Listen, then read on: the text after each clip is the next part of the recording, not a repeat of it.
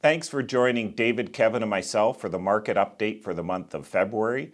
Markets continued their positive trend. The S&P 500 was up 5.2%, the TSX was up 1.6%, and the MSCI EAFE was up 3.8%. Interest rates continue to be a topic. We saw a little softening of interest rates in the emerging markets. The Fed and the Canadian government, I think, will be a little bit slower to start lowering interest rates, just being cautious there. I'm going to pass it on to the guys, but as always, if you have any questions, please don't hesitate to give us a call. Thanks. Take care. David, what was moving the U.S. economy in the month of February? Recent economic reports out of the United States show that the U.S. economy grew at a blistering 3.2% during the fourth quarter of 2023, propped up largely by a healthy American consumer. This now marks 6 straight quarters that the U.S. economy has grown by more than 2% per quarter, defying fears that high interest rates could eventually send the world's largest economy into a recession. In this most recent report, we also saw that the Fed's preferred gauge for inflation rose at 1.8% as an annual rate in the fourth quarter of 2023. This was down from 2.6% in the third quarter. So we're continuing to see progress on inflation in the United States while unemployment continues to be quite low.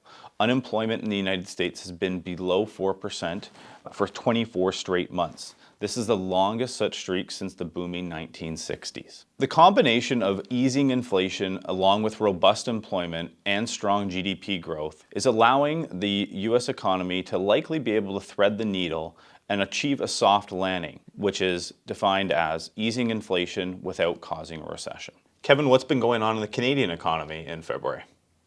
The Canadian economy also continues to beat recession fears, posting modest growth in the final quarter of 2023, even as high interest rates continue to weigh on consumers and businesses. Statistics Canada reported on February 29th that real GDP increased at an annualized rate of 1%, beating economists' expectations and the Bank of Canada's forecast for the final 3 months of 2023. The StatsCan report also noted that while consumer spending was up for the quarter, it continues to decline on a per capita basis as the country continues to experience strong population growth. The Bank of Canada continues to hold its key interest rate at 5%. These high interest rates continue to damper household spending in Canada as these households continue to renew their mortgages at these higher rates. The central bank noted that it's still too early to consider rate cuts as it continues to monitor our economy closely, and that it expects inflation to remain at around 3% for the remainder of the first half of the year before beginning to ease in the second half. Now, most economists are currently still expecting the central bank to start lowering rates around the middle of the year.